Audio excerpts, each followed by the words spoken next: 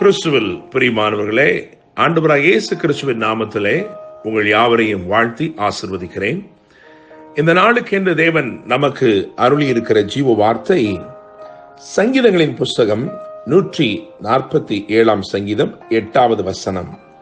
அவர் வானத்தை மேகங்களால் மூடி பூமிக்கு மழையை ஆயத்தப்படுத்தி மலைகளில் புல்லை முளைப்பிக்கிறார் என கேட்கிற தேவனுடைய பிள்ளைகளே, இந்த நாளிலே 2 காரியங்களை உங்களுக்கு முன்பதாக நான் பிரதானப்படுத்தும்படி விரும்புகிறேன்.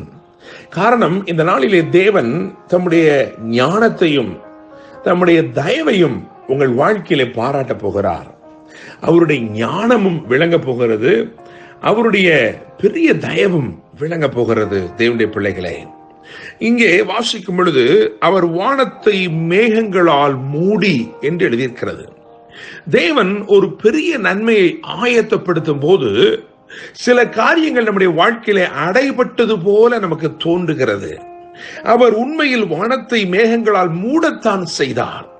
அவர் வானத்தை மூடுகிறார் என்று சொன்னால் அதன் அர்த்தம் அவர் பூமிக்காக ஏதோ ஒன்றை பெரிய அளவிலே திறக்கப் போகிறார் என்ற அர்த்தம். சில வேளைகளில் நம்முடைய வாழ்க்கையிலே அடைபட்டது போல சில நிலைமைகள் காணப்படுகிறது.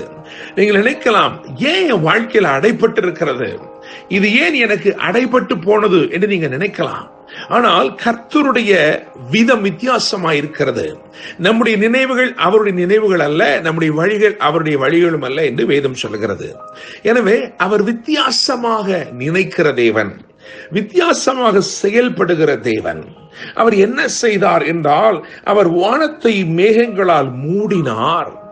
விரைவாக அந்த மேகங்களை கொண்டு வானத்தை மூடும் போது அவருடைய இருதயமே பூமிக்காக திறந்திருந்தது. தேவனுடைய பிள்ளைகளே, காரணம் அவருக்கு தெரியும், இந்த வானத்தை நான் மேகத்தால் மூடினால்தான் பூமி மழையினால் ஆசீர்வதிக்கப்படும் என்று. எனவே வானத்தை அவர் மேகங்களால் மூடி பூமிக்கு மழையை ஆயத்தப்படுத்தி மலைகளில் புல்லை முளைப்பிக்கிறார் என்று எழுதியிருக்கிறது. என கேட்கிற தேவனுடைய பிள்ளைகளே, தேவ ஞானம் உங்கள் வாழ்க்கையிலே செயல்படுவதை இந்நாளிலே நிச்சயமாக நீங்கள் கண்டுகொள்வீர்கள். நான் ஏற்கனவே சொன்னது போல அவர் உங்களுக்காக சிலவற்றை அடைத்து சில மகிமையானவற்றை திறந்து பாருங்கள், மலைகளில் புல்லை முளைப்பிக்கிறார் என்று எழுதியிருக்கிறது.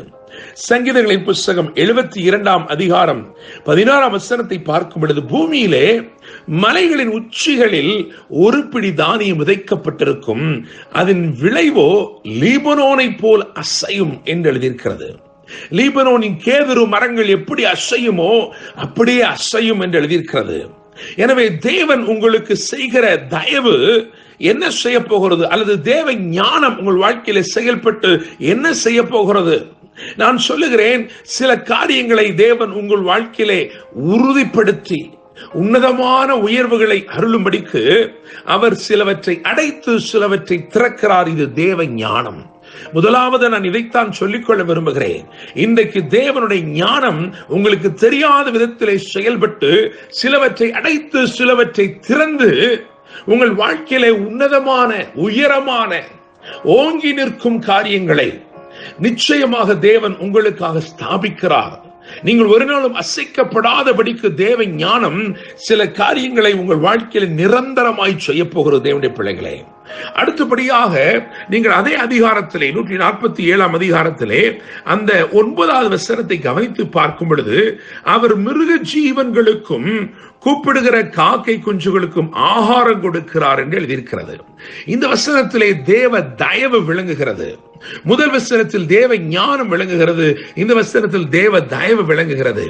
சங்கீதங்களின் புஸ்தகம் 104 அதிகாரத்தில் 21 வசனத்தை கவனித்து பார்க்கும் பொழுது அந்த வசனப்படியாய் சொல்லுகிறது, பால சிங்கங்கள் இறைக்காக கர்ச்சித்து தேவனால் தங்களுக்கு ஆகாரம் கிடைக்கும்படி தேடும். இங்கே சொல்லப்பட்டிருக்கிறதே மிருக ஜீவன்கள் என்று சொல்லி அதிலே சிங்கங்களும் இருக்கிறது. அந்த பால சிங்கங்கள் கர்ச்சிக்குமாம். அது கர்ச்சிக்கிற சத்தம் மிகவும் பெரிய சத்தமாயிருக்கும். அந்த காடை அதிரும்படிக்கு அவைகள் கர்ச்சிக்கும். என கேட்கிற தேவனுடைய பிள்ளைகளே, கர்ச்சித்து கொண்டிருக்கிற பாலசிங்கத்திற்கு ஆகாரம் கொடுக்கிற அதே தேவன் கூப்பிடுகிற காக்கை குஞ்சுகளுக்கும் ஆகாரம் கொடுக்கிறார். இந்த காக்கை குஞ்சுகளுக்கு உண்மையில் கூப்பிடவே தெரியாது. அதுகளுக்கு கூப்பிடக்கூட தெரியாது. கூப்பிடக்கூட பலன் இல்லாத ஒன்று. ஒரு புறத்திலே பாலசிங்கம் பலத்ததாயிருக்கிறது, அது கர்ச்சிக்க பழகினதாயிருக்கிறது. இன்னொரு புறத்திலே கூப்பிடவே தெரியாத காக்கை குஞ்சுகள். ஆனால் தேவன் தயவை பாராட்டுகிறார். என கேட்கிற தேவனுடைய பிள்ளைகளே, பலமுள்ளவர்களுக்காயிலும் பலனற்றவர்களுக்காயிலும் உதவி செய்வதற்கு லேசான காரியம் என்று வேதம் சொல்லுகிறது. நான் நம்புகிறேன், விசுவாசிக்கிறேன். இந்த நாளிலே தேவன் உங்களுடைய வாழ்க்கையில் அப்படித்தான் செய்ய போகிறார். அவருடைய ஞானம் முதல் வசனத்திலே சொல்லப்பட்டிருக்கிற, அதாவது 147 சங்கீதம் அதன் 8வது வசனத்தில் சொல்லப்பட்டிருக்கிற தேவ ஞானம் சிலவற்றை அடைத்து சிலவற்றை திறந்து உங்கள் வாழ்க்கையில நிரந்தர செழிப்பை ஏற்படுத்துகிறார். அவருடைய ஞானத்தை குறித்து அறிந்து கொள்ள வேண்டும் என்று சொன்னால் நீங்கள் 4ஆம் வசனத்தை கவனிக்க வேண்டும். அவர் நட்சத்திரங்களின் இலக்கத்தை எண்ணி அவைகளுக்கெல்லாம் பேரிட்டு அழைக்கிறார். என கேட்கிற தேவனுடைய பிள்ளைகளே, நட்சத்திரங்களின் இலக்கங்களை எண்ணி என்ன முடியுமா? ஆனால் இவர் அவைகளை எண்ணி அவைகளை பேர் சொல்லி அழைக்கிற தேவனாய் இருக்கிறார்.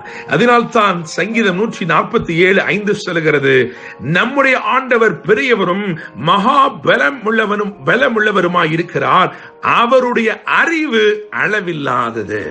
எனவே தேவனுடைய அனந்த ஞானத்தின்படி அவர் உங்கள் வாழ்க்கையிலே நிச்சயமாக சிலவற்றை அடைத்து சிலவற்றை திறந்து நிரந்தர செழிப்பை ஏற்படுத்த போகிறார். மாத்திரமல்ல, அவருடைய தயவு உங்களுக்காய் வெளிப்படுவதனாலே உங்கள் பலவீனத்திலும் உங்களுக்கு கூப்பிட தெரியாத காரியங்களிலும் உங்களுக்கு தேவையான ஆகாரத்தை, தேவையான ஆசீர்வாதத்தை நிச்சயமாய் கொண்டு வந்து சேர்க்கிறார். கர்த்தர் தாமே இந்த வார்த்தைகள் மூலமாய் உங்களை ஆசீர்வதிப்பாராக.